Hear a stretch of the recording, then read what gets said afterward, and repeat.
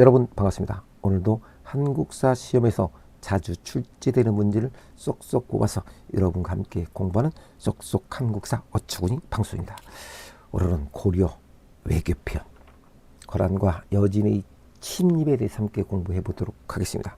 고려는 동북아시아 강자들이 계속되는 침략에도 불구하고 고려라는 깃발은 꺾이지 않았죠. 거란족, 여진족, 몽골족 등이 침입했지만 고려는 그 탁월한 외교력을 바탕으로 강대국을 상대했고, 고려의 백성들은 가족과 나라를 지키기 위해 외적의 침입에 끝까지 항쟁을 했던 것이죠. 이것이 세계 대제국 몽골의 침입에도 고려가 독립국의 지위를 유지할 수 있었던 이유 중 첫 번째, 탁월한 외교력. 두 번째, 외적의 침입에 끝까지 항쟁, 민족 정신. 꼭 기억을 하셔야 됩니다. 자, 지도를 보면서 설명을 해 보도록 하겠습니다. 자, 지도를 보면 거란족이 있죠. 요 나라. 여진족이 있죠. 금나라. 이쪽에는 이제 송나라가 있습니다. 송나라. 송나라는 몽골족이 세운 원나라에 의해 나중에 멸망하게 되죠. 자, 그렇다면 왜 거란이 3차에 걸쳐서 고려를 침입을 했을까요? 이 배경을 여러분들은 이해를 하셔야 됩니다. 첫 번째, 고려는 원래 북진 정책과 친송 정책을 쓰게 됩니다. 이제 북진 정책을 쓰게 된 이유 중 하나는 태조 왕건, 고려를 세운 태조 왕건은 거란이 사신을 보내왔을 때 이들을 귀양 보내고 선물로 보내온 낙타를 만부교 밑에서 메어놓고 굶어 죽이게 했죠. 또 하나, 훈유 10주에 거란의 풍습을 멀리하라 라고 태조 왕건은 유언을 합니다. 훈유 10주에서.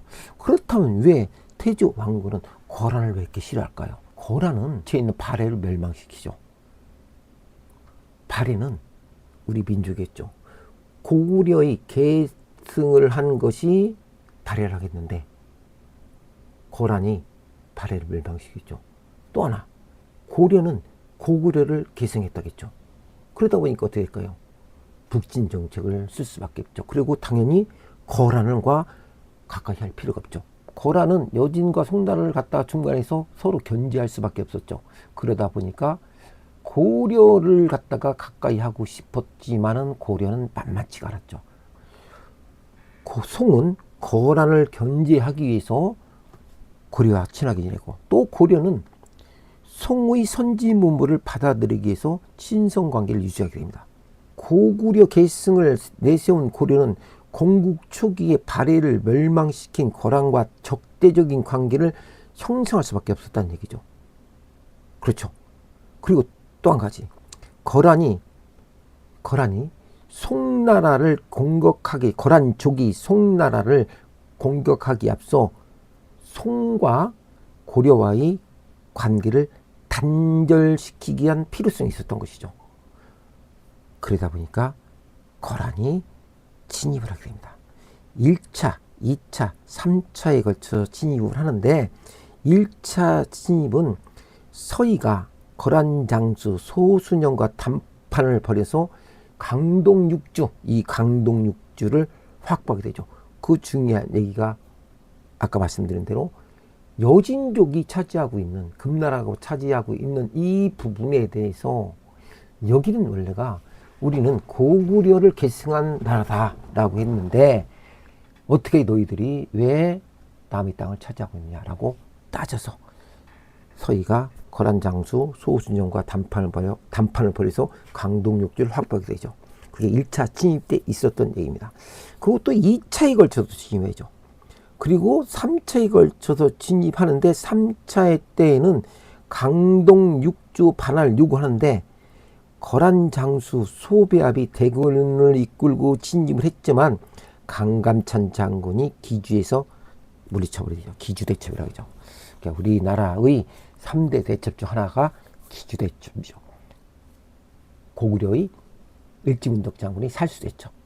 고려의 강감찬이 기주됐죠. 조선시대의 이순신 장군이 한산도 됐죠. 이것이 우리 3대 대첩이라고 이렇게 부르고 있죠.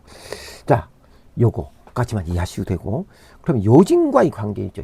여진은 금나라겠죠. 나중에 여진이 금나라인데, 여진족이 금나라인데, 금이 후금으로 바뀌고 나중에 이제 청나라.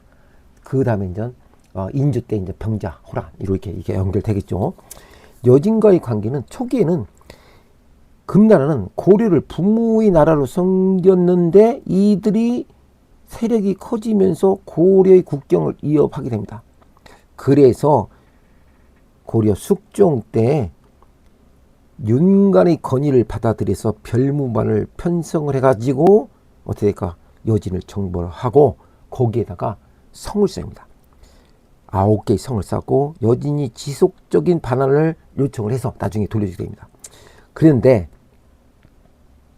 여진이 금나라를 세우고 어떻게 할까요? 요 나라인 거란족을 멸망시켜요. 요 나라인 거란족을 멸망시키죠. 그리고 이 세력이 강해지기 시작합니다. 반대로 고려에게 사대할 것을 요구해요. 사대가 뭔지 아시죠? 신하대를 군신관계를 맺어가죠. 상황이 바뀌었죠. 그래서 이자겸의 난과 김부식 등의 집권 세력은 정권을 유지하기 위해서 전쟁을 피하기 위해서 금의 4대 요구를 받아들이게 됩니다. 그래서 우리는 서경 세력은 금과 4대 관계를 맺을 것을 비판하며 금을 정벌할 것을 주장하게 되는 것이 바로 금의 4대 요구죠. 서경과 개경 세력. 그래서 김부식은 개경 세력이고, 그렇죠? 묘청은 서경 세력이라고 보시면 되겠습니다. 뒤에 가서 제가 또 설명을 해드리도록 하겠습니다. 이 정도 설명을 하고 문제를 함께 풀어보도록 하겠습니다.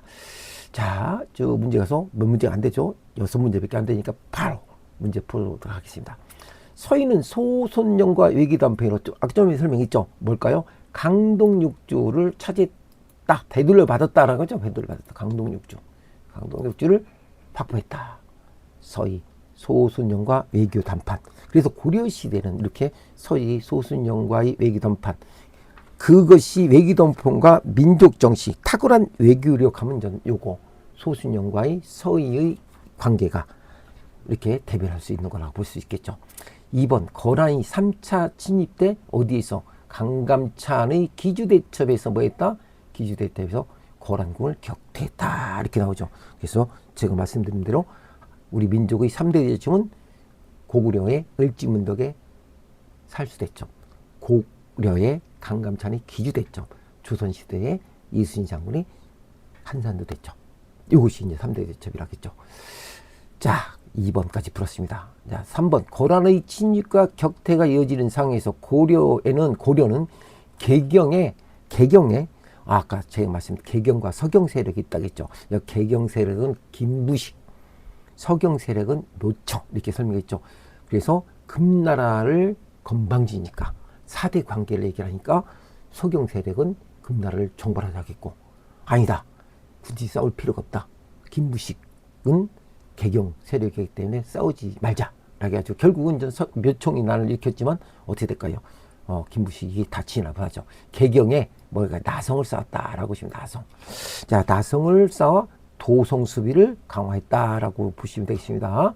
거란 침입에 대비해서 사용한 게 뭐랄까요? 나성을 쌓았다. 이렇게 보시면 되겠습니다. 다음 4번 보겠습니다. 고려는 외적의 침입에 대해 국경 지역에 우리도 장성을 쌓았죠. 여기 보면 이제 6개 나오죠. 여기 천리장성 있죠. 천리장성을 쌓습니다. 여진족의 침입에 대비해서 천리장성을 쌓았다라고 이렇게 보시면 되겠습니다. 천리장성을 쌓았다. 고려는 부처의 힘을 빌려 거란의 침입을 물리치고자 하는 염원을 담아, 또 고려 시대는 외적의 침입을 많이 받았기 때문에 뭔가를 통해서라도 어떻게 할까요? 그것을 극복하려겠죠. 너무나 많이 외적의 침입을 받았기 때문에 이것을 갖다가 우리는 대장경을 만들었는데 이것은 초조 대장경이라고 보시면 되겠습니다. 초조 대장경을 만들어서 불심으로 부처 힘으로 거란을 침입을 물리치고자 했다라는 염원을 담았다. 이렇게 보시면 되겠죠. 자, 6번 윤간의 건의로 신의군, 신복군, 항막으로 구성된 뭐랄까요? 별무반이 있었다라고 합니다. 별무반. 근데 여기 신기군은요, 뭐냐면은 기병이에요. 기병. 그 다음에 신보군은 보병. 그리고 항마군은 승병입니다. 그냥 기병은 말을 타고 가는 것이고, 보병은 걸어서 가는 거고, 항마군은 그냥 스님, 승병 이렇게 해가지고 이 별무반이 윤관의 건의에 의해서 세 개의 어떻게 할까요? 구성된 별무반이 있었다. 이거 꼭 이해하셔야 됩니다. 시험에 나오는 것은 거란이 왜 침입을 했고 여진이 왜 침입을 했으며 그 배경은 어디에 있는지에 대해서 또 그걸 통해서 어떤 영향을 줬는지에 대해서 아셔야 됩니다. 그러면 배경은 아까 말씀드린 대로 송나라와 고려가 어떻게 가까이 지내다 보니까 거란이 송나라를 침입하기 전에서 일단은 송과의 고려의 관계를 끊기 위해서 친하게 지내고 싶어서 그게 바로 어떻게 보면 거란이 고려를 침입한 배경이다 라고 보시면 되겠습니다. 그런데 고려는 태조 왕건서부터 거란이 고구려의 계승한 발해를 멸망시켰기 때문에 적대시했다. 당연히 외교관계를 맺을 수 없었죠. 그러면서 거란이 고려를 침입하게 됐다. 이것이 이제 배경이라고 보시면 되겠습니다. 그리고 그 역량은 외교의 단판으로 서의의 외교 단판으로 강동 육지를 획득했고 그 거란의 침입을 세 차례에 거쳤지만 강감찬 장군이 귀지에서 그 거란족을 격퇴시켰고 또 외적의 침입을 위해서 개경에 나성을 쌓아서 도성습을 강화했다는 점, 또 그에도 천리장성을 축조했다는 점, 불교의 힘을, 부처의 힘을 빌려서 거란 침입을 물리치기도 했다는 거, 그게 대장경, 초조 제단경이 제작됐다는 거, 신기군, 신부군, 항방으로 구성된 별무방이 편성됐다 하는 것은 이것은 뭐냐면 여진족의 침입에 대비해서 만든 것이 바로 윤관의 건의로 신기군, 신부군, 항마군이 있었다는 거. 요걸 이해하시면 되겠습니다. 개경 세력과 서경 세력. 개경 세력 김부식은 금나라가 강해지니까 거기에다가 친선관계를 맺자는 것이고 어떻게 금나라가 우리 고려한테 사대 관계를 맺자 하느냐? 아니다. 금나라를 없애자. 쉽게 말씀드리면 금나라와 싸우자라고 얘기했던 것이 인전 서경 세력인데 그게 묘총입니다. 그게 묘총의 서경 천도 운동이 바로 거기에 있다고 보시면 되겠습니다. 그래서 오늘은 고려 외교 중에서 거란과 여진의 침입과 배경 그리고 영향에 대해서 함께 공부했습니다. 다음 시간에는 몽골의 침입과 고려의 멸망에 대해서 함께 공부해 보도록 하겠습니다. 다음 시간에 뵙겠습니다. 안녕히 계십시오.